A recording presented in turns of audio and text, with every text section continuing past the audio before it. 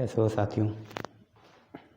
नई unit physics में wave optics शुरू करने जा रहे हैं। नया आप सेटअप भी देख सकते हैं। होप यहाँ पे आवाज़ ठीक से आई होगी आप लोगों को और वीडियो भी साफ़ दिख रही होगी। जो पहले येलो टिंट आता था वो अब नहीं आएगा, अब साफ साफ आएगा।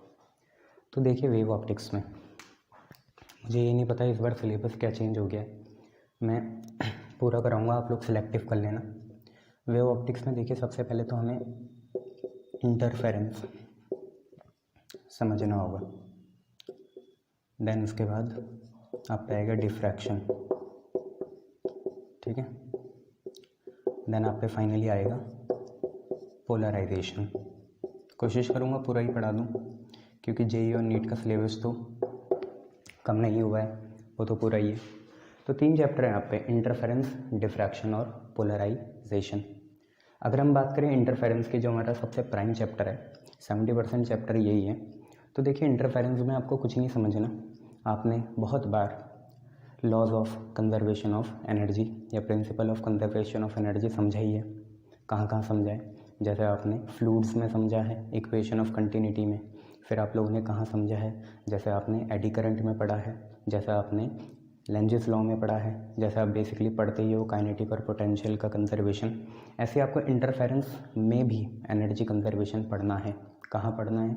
तो बेसिकली जब इंटरफेरेंस में हम फिनोमिना देखेंगे इंटरफेरेंस का, तो वहाँ पे भी कंजर्वेशन या रीडिस्ट्रीब्यूशन होता है एनर्जी का। एनर्जी दोबारा रीडिस्ट्रीब्यूट हो जाती है, चेंज नहीं होती। 10 थी पहले तो अब भी 10 ही रहेगी, बट रीडिस्ट्रीब्यूट हो जाएगी, वो समझना है, ठीक है। तो इंटरफेरेंस डीप में पढ़ेंगे। फिर है आपका डिफ्रैक्शन। डिफ्रैक्शन होता है क्या? सिंपल सी बात है, डिफ्रैक्शन में कुछ नहीं होता। जैसे आपका डायमंड ही है, शार्प एजेस होते हैं डायमंड के। तो हमने बचपन से पढ़ा था लाइट जो है रेक्टिलिनियरली ट्रैवल करती है। न्यूटन्स का था rectilinear propagation of light. Light हमेशा कैसे ट्रैवल करती है? सीधा ही ट्रैवल करती है।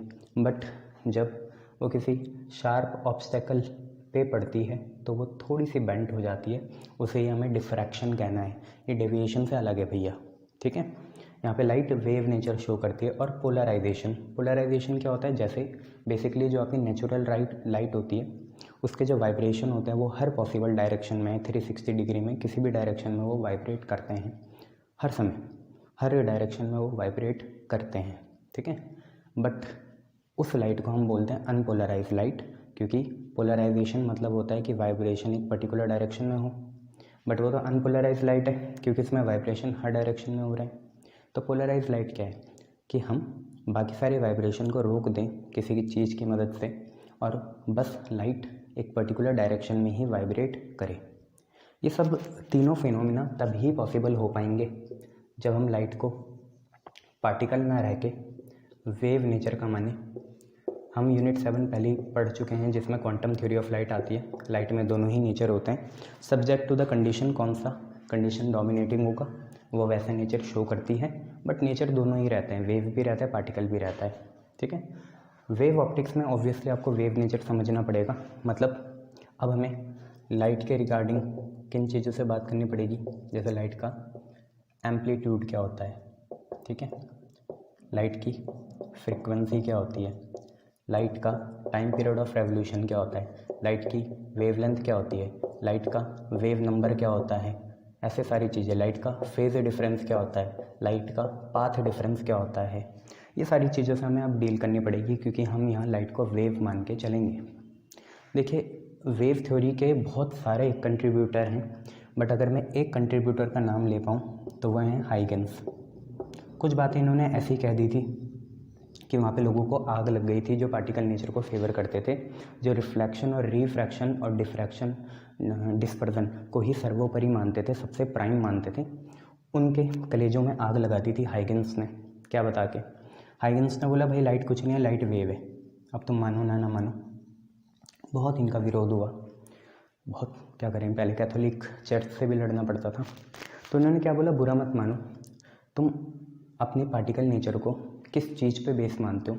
तो लोगों ने बोला भाई हम तो मानते हैं कि लाइट में रिफ्लेक्शन होता है, लाइट में रिफ्रैक्शन होता है। इन्होंने बोला बुरा मत मानो, मैं अपनी वेव थ्योरी से लॉ ऑफ रिफ्लेक्शन और लॉ ऑफ रिफ्रैक्शन को भी प्रूफ कर दूंगा। तब बुरा मानने की तो बात ही नहीं है। तो इन्होंने करके भी दिखाया। इन्होंने अपनी वेव थ्योरी से लॉ ऑफ रिफ्लेक्शन और लॉ ऑफ रिफ्रैक्शन को प्रूफ करके दिखाया। हालांकि ये थोड़े रिलीजियस पर्सन भी थे। तो उन्होंने बोला दुनिया में चारों तरफ एक लिक्विडी सब्सटेंस है मीडियम में जिसका नाम होता है ईथर। ये केमिस्ट्री वाला ईथर नहीं है कि आप ROR बोल दो अल्काइल ग्रुप, नहीं। इन्होंने बोला एक लुमिनस सब्सटेंस है ईथर, उस ईथर की ही वजह से लाइट की वेव लाइक प्रॉपर्टीज़ होती है। तो ऐसी तरह तरह की बातें हम लोग समझेंगे, बट पहले तो हमारा काम क्या है कि हम वेव ऑप्टिक्स में सबसे पहले इंटरफेरेंस को समझ लें क्या है। तो चैप्टर का नाम डाल दीजिए आप लोग, क्या, इंटरफेरेंस। ये आपका चैप्टर का नाम है इंटरफेरेंस। मेजर चैप्टर यही है, 70% वेव ऑप्टिक्स में बच्चों यही चैप्टर है। नाम क्या है, इंटरफेरेंस है। ठीक है, ये हम लोगों को समझना है यहाँ पे ठीक से, फिर आगे बढ़ेंगे, नई चीज़ देखेंगे। ठीक है, चलिए, अगर हम इंटरफेरेंस की बात ही कर रहे हैं तो सबसे पहले इंटरफेरेंस के अंदर आप सबसे पहले चीज़ देख लो। सबसे पहली चीज़ है कोहेरेंट सोर्सेस। ठीक है, सबसे पहले ये समझ लो क्या होता है, और फिर एक यहीं पे देख लो नॉन कोहेरेंट सोर्सेस क्या होते हैं। पहले आपने देखा कोहेरेंट सोर्सेस, फिर आपने देखा नॉन कोहेरेंट सोर्सेस क्या चीज़ें हैं। Non coherent sources any two independent sources होंगे, कोई भी दो इंडिपेंडेंट सोर्सेज को हम क्या बोलते हैं, हम बोलते हैं नॉन कोहेरेंट सोर्सेज। कोई भी दो इंडिपेंडेंट, जैसे एक मैंने ले लिया टॉर्च और साथ में उसके ले ली लालटेन, लालू के 10 बच्चे लालटेन। ठीक है, तो टॉर्च जो है, ठीक है, ये लाइट एमिट करेगा। ठीक है, और साथ में लालटेन कैसे भी होती है आपको पता ही है कैसे बनती है। ठीक है, ये यहाँ पे लालटेन है, ये भी लाइट एमिट करेगी। तो इन दोनों का पेयर जो होगा उसे हम बोलेंगे क्या, नॉन कोहेरेंट सोर्सेस। खास बातें बता दूँ, इन दोनों ने जो लाइट एमिट करनी है उसमें है क्या बात, उसमें मेन बात यह है कि नॉन कोहेरेंट सोर्सेज में जो दो ही मान के चलेंगे, दो लाइट वेव्स जो एमिट होंगी हैव डिफरेंट, क्या क्या उसमें डिफरेंट होगा। पहली बात है देखो, जो दो लाइट सोर्सेज इन्होंने दो लाइट वेव्स एमिट करी उनकी डिफरेंट होगी फ्रीक्वेंसी, क्योंकि सोर्स ही अलग है तो फ्रीक्वेंसी तो सोर्स पे डिपेंड करती है। तो डिफरेंट फ्रीक्वेंसी होगी, डिफरेंट वेवलेंथ होगी, डिफरेंट वेव नंबर होगा v, वेलोसिटी सेम होगी, लाइट की स्पीड एक ही होती है। तो डिफरेंट फ्रीक्वेंसी होगी, डिफरेंट, और मैं मान के चल रहा हूँ सब वाइट लाइट एमिट करते हैं, मैं सोडियम लैंप नहीं ले रहा हूँ यहाँ। तो डिफरेंट फ्रीक्वेंसी होगी, डिफरेंट वेवलेंथ होगी, डिफरेंट वेव नंबर होगा, डिफरेंट एम्पलीट्यूड होगा, डिफरेंट टाइम पीरियड होगा। बट सबसे मेन बात डिफरेंट क्या होगा, मेन बात है डिफरेंट होगा phase difference. Different phase difference होगा इनमें डेल्टा फाई, और डिफरेंट आपको पता है पाथ डिफरेंस भी हो जाएगा, फिर पाथ डिफरेंस जिसे हम डेल्टा एक्स कहते हैं। तो फेज डिफरेंस भी अलग होगा और पाथ डिफरेंस भी क्या होगा, अलग होगा। अगर आपको 11th का वेव पता है तो वहाँ पे हमने एक चीज़ पढ़ी थी कि path difference delta x is equal to lambda upon 2 pi into phase difference जो कि होता है डेल्टा फाई। ठीक है, path difference is lambda by 2 pi into phase difference. ये फॉर्मूला संभाल के रखना आप लोग, काम आएगा। ठीक है, तो अभी हमने ये बात कर ली कि नॉन कोहेरेंट सोर्सेज वो हैं कि जो दो इंडिपेंडेंट सोर्सेज हों और उसमें हम किसका यूज करें, जैसे टॉर्च और लालटेन का यूज़ कर लें, तो इनसे जो लाइट वेव एमिट होंगी उनकी डिफरेंट फ्रीक्वेंसी होगी, वेवलेंथ होगी, वेव नंबर होगा, एम्पलीट्यूड होगा, टाइम पीरियड होगा, और सबसे मेन बात पाथ डिफरेंस और फेज डिफरेंस भी क्या होगा, अलग होगा। तो ये नॉन कोहेरेंट सोर्सेज हो गए। अब दिक्कत है, हम कोई भी दो सोर्स ले लें इंडिपेंडेंट, वो कभी भी कोहेरेंट नहीं बन पाएंगे। कोहेरेंट क्या है, अब आपको डेफिनेशन समझ में आ ही गई है कि जिनसे लाइट वेव्स अगर एमिट हुई तो उनकी वेव नंबर, उनका एम्पलीट्यूड, इनका टाइम पीरियड ऑफ ऑक्सीलेशन, उनकी फ्रीक्वेंसी, और सबसे मेन बात उनका फेज डिफरेंस कांस्टेंट रहेगा। अगर आपको पता है फेज डिफरेंस क्या है तो समझ लो, मान लो जैसे स्टार्टिंग पॉइंट है, यह है चिंटू, और ये है पिंटू, ठीक है। चिंटू गया इधर, पिंटू गया इधर, तो दोनों के बीच में इनिशियल एंगल कितना है 90।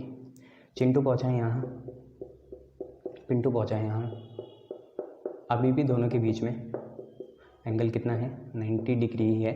तो ये होता है आपका फेज़ एंगल, जो शुरुआत में था वही फाइनल में है, और यहाँ फेज़ डिफरेंस आपका क्या हो गया, कांस्टेंट हो गया, ठीक है, कांस्टेंट ही है। चलिए नई चीज़ पढ़ेंगे, coherent sources.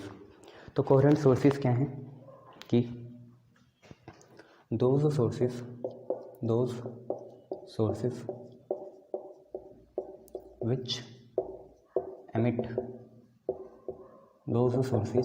which emit light waves of same frequency, wavelength, wave number, time period of oscillation, amplitude, and having constant phase difference। ये सबसे मेन बात है, उनका कांस्टेंट फेज डिफरेंस होगा, जिसे हम बोलते हैं delta phi, and path difference होता है डेल्टा एक्स। ये दो मेन चीज़ें हैं बहुत, कि ऐसे दो सोर्सेस बहुत मेन चीज़ें हैं। This is the necessary condition, दोनों चीज़ें नेसेसरी कंडीशन है टू ऑब्टेन इंटरफेरेंस पैटर्न।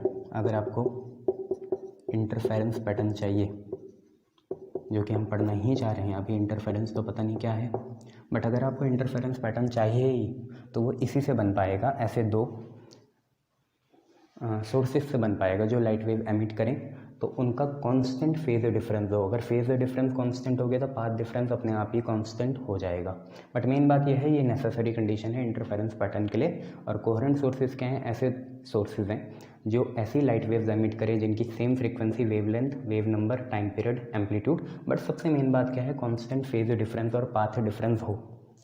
यह है, यहीं पे आप पे एक सवाल आ जाएगा। पहले तो ये समझेंगे कि why two independent sources can't be coherent. दो independent sources can't be coherent. दो इंडिपेंडेंट सोर्सेस क्यों कोहेरेंट नहीं हो सकते, या ये क्वेश्चन ऐसे आ सकता है कि why two independent sources can't form a interference pattern. दो इंडिपेंडेंट सोर्सेस इंटरफेरेंस पैटर्न क्यों नहीं बना पाएंगे, या दो इंडिपेंडेंट सोर्सेस कोहेरेंट क्यों नहीं हो पाएंगे, because they do not emit waves of constant phase difference. ये कभी भी ऐसी वेव एमिट नहीं कर पाएंगे जिनका कांस्टेंट फेज डिफरेंस हो। कोशिश कितनी भी कर लो आप, कितना भी अच्छा मेथड डिवाइस कर लो, बट ऐसी कभी भी ये लाइट वेव एमिट नहीं कर पाएंगे जिनका कांस्टेंट फेज डिफरेंस हो। ये आपको याद रखना है बच्चों, ठीक है। तो ये दो चीज़ें आपने समझी। अब इसके बाद देखो, कोहेरेंट सोर्सेज आप लोगों ने समझ लिया क्या चीज़ थी। ऐसे सोर्सेज जो लाइट वेव एमिट करें जिनका क्या हो, constant sources of constant phase difference और पाथ डिफरेंस और बाकी सारी चीज़ें होती है, ठीक है। अब ये बनेंगे कैसे, ये जो कोहेरेंट सोर्सेज हैं ये बनेंगे कैसे, तो इसे एक सिंगल सोर्स से भी हम बना सकते हैं। कैसे, ज़रा तरीका देखिए, ठीक है। तो आप हेडिंग लगा लीजिए, टू ऑब्टेन, हमें ऑब्टेन करना है क्या, कोहेरेंट सोर्सेज, ठीक है। बाकी बात है बाद में कि इंटरफेरेंस क्या होता है। कोहेरेंट सोर्सेज से जो लाइट वेव एमिट होंगी सिर्फ उन पे ही वो ताकत है कि वो इंटरफेरेंस पैटर्न बना पाएँ। इसकी बेसिक रीज़न ये है कि इंटरफेरेंस पैटर्न तभी बनेगा जब कांस्टेंट फेज डिफरेंस हो। तो हेडिंग है, टू ऑब्टेन इंटरफेरेंस पैटर्न। आपको अगर इंटरफेरेंस पैटर्न को ऑब्टेन करना है तो क्या नेसेसरी कंडीशन होनी चाहिए, या टू ऑब्टेन कोहेरेंट सोर्सेज लिख लो पहले, है ना। To obtain coherent sources, interference pattern obtain करने के लिए तो कोहेरेंट सोर्सेज चाहिए। और क्यों, उन्हीं को क्यों यूज़ करते हैं, क्योंकि इंटरफेरेंस पैटर्न तभी बन पाएगा जब हम पे कांस्टेंट फेज डिफरेंस हो, और ऐसी लाइट वेव जिनमें कांस्टेंट फेज डिफरेंस होता है वो सिर्फ कोहेरेंट सोर्सेज ही एमिट करते हैं, ठीक है। तो हम पे हेडिंग है, टू ऑब्टेन कोहेरेंट सोर्सेज। तो पहले तो हम ये कर सकते हैं कि it can be obtain from single sources, इसे एक सिंगल पॉइंट सोर्स से भी ऑब्टेन करा जा सकता है। हाँ, दो लेने ही नहीं है, दो में तो खतरा है कि कांस्टेंट फेज डिफरेंस होगा नहीं होगा। एक ही लाइट वेव ले लो। कोहेरेंट सोर्सेज आप घर में भी बना सकते हो, ऐसी कोई दिक्कत वाली बात नहीं है। ठीक है, तो it can be obtained from single point sources, ठीक है, by using reflection and refraction. या तो आप रिफ्लेक्शन यूज़ कर लो या तो आप क्या यूज़ कर लो, रिफ्रैक्शन यूज़ कर लो। रिफ्लेक्शन से और रिफ्रैक्शन से आपको ऐसी लाइट वेव्स मिलेंगी जिनमें क्या हो, कांस्टेंट फेज डिफरेंस हो। कैसे, देखो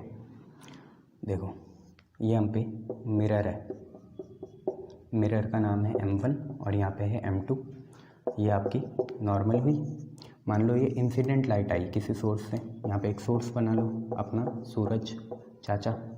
तो ये हमने सोर्स बनाया, ये हमारी इंसिडेंट है और ये हमारी रिफ्लेक्टेड हो गई। तो देखो इन दोनों का फेज डिफरेंस हमेशा ये रहेगा। चाहे यहाँ देखें, यहाँ पे भी डेल्टा फाई है, यहाँ देखें यहाँ पे भी डेल्टा फाई है, यहाँ देखें यहाँ पे भी डेल्टा फाई है। तो आई और आर हमारे क्या हो गए, कोहेरेंट लाइट्स हो गई या कोहेरेंट वेव्स हो गई, चाहे निकली एक से, बट फेज डिफरेंस क्या रहना है, कांस्टेंट रहना है।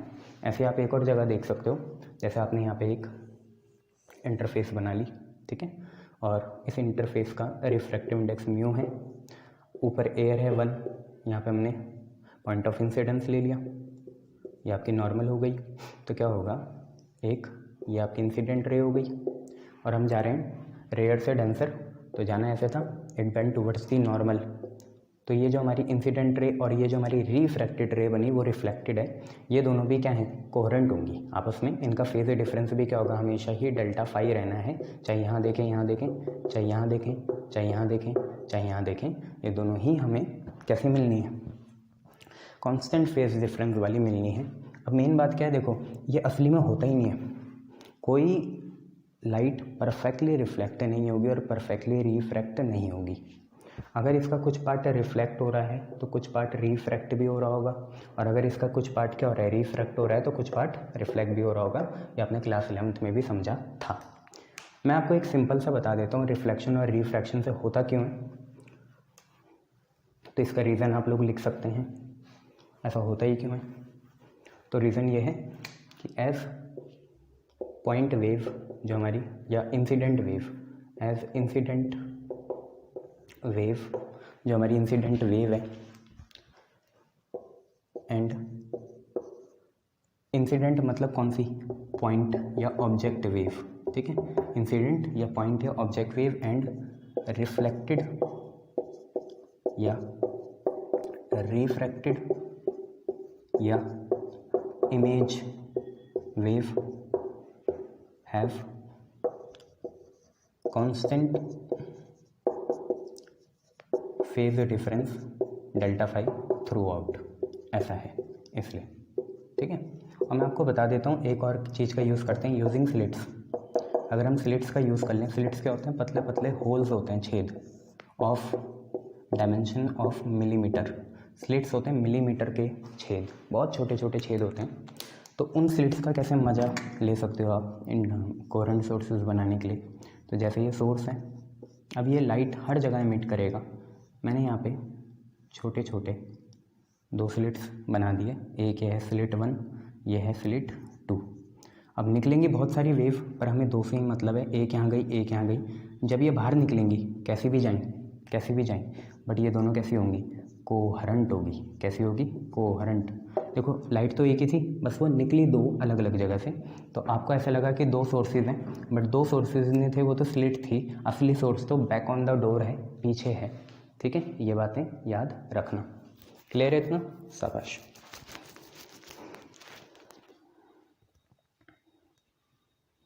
अब एक मेन चीज़ याद रखना कि यहाँ पे कोहेरेंट सोर्सेज के लिए हम वाइट लाइट यूज़ नहीं करते, मोनोक्रोमेटिक लाइट यूज़ करते हैं।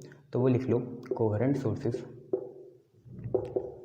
मस्ट प्रोड्यूस, जो कोहेरेंट सोर्सेज हैं उनको बनानी चाहिए कैसी लाइट, मोनोक्रोमेटिक लाइट। उन्हें प्रोड्यूस करनी चाहिए कैसी लाइट, मोनोक्रोमेटिक लाइट। जो कोहेरेंट सोर्सेज हैं उनको मोनोक्रोमेटिक लाइट बनानी चाहिए, और जो आपका पाथ डिफरेंस है, पाथ डिफरेंस जो कि आपका डेल्टा एक्स है, ये बहुत लार्ज होना चाहिए, बड़ा होना चाहिए, तभी मज़ा आएगा, तभी अच्छा इंटरफेरेंस पैटर्न मिलेगा। ठीक है सर, इतनी पूरी वीडियो ख़त्म कर दी इंटरफेरेंस पैटर्न के नाम पे, बताया तो है नहीं हमें इंटरफेरेंस पैटर्न क्या होता है, तो अभी देख लेंगे यार, ऐसी कोई बात नहीं है। ठीक है, ये अब एक मेन चीज़ और बता देता हूँ, इसी खासियत की वजह से जो आपकी लेज़र होती है, लेज़र होती है, जैसे हीलियम नियन की लेज़र हो गई, ये सारी चीज़ें लेज़र आपने बचपन में देखी है, तो लेज़र इसी खासियत की वजह से इंटरफेरेंस पैटर्न बना पाती है। क्या है वो खासियत जिसकी वजह से ये इंटरफेरेंस पैटर्न बना पाती है? तो एक तो पहली बात है, लेज़र से निकलती है मोनोक्रोमेटिक लाइट, लेज़र से निकलती है मोनोक्रोमेटिक लाइट, और उनका पाथ डिफरेंस जो लाइट निकली बहुत लार्ज होता है, इसलिए बना पाती है। चलिए एक फाइनल चीज़, फिर इंटरफेरेंस समझते हैं क्या चीज़ है। तो फाइनल चीज़, नेल ऑन द कॉफिन आपका ये है कि व्हेन लाइट गोज़ फ्रॉम